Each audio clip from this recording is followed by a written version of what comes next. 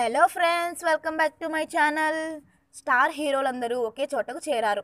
80s 90స్లో వెండి తెరపై సందడి చేసిన అగ్ర హీరోలందరూ ఒకే చోట కలిసి ఎంతో ఘనంగా రీయూనియన్ పార్టీ చేసుకున్నారు. 80s రీయూనియన్ అంటూ ప్రతి ఏడాది సెలబ్రిటీలందరూ ఒకే చోటకు చేరి సంతోషంగా గడుపుతున్న విషయం తెలిసిందే. ఈ ఏడాది కూడా అక్టోబర్ 4న చెన్నైలో ఘనంగా గెట్ టుగెదర్ సెలబ్రేట్ చేసుకున్నారు. దాదాపు 31 మంది నటీనటులు ఈ పార్టీలో పాల్గొన్నారు. ప్రతి సంవత్సరం ఒక థీమ్ ఉంటుంది.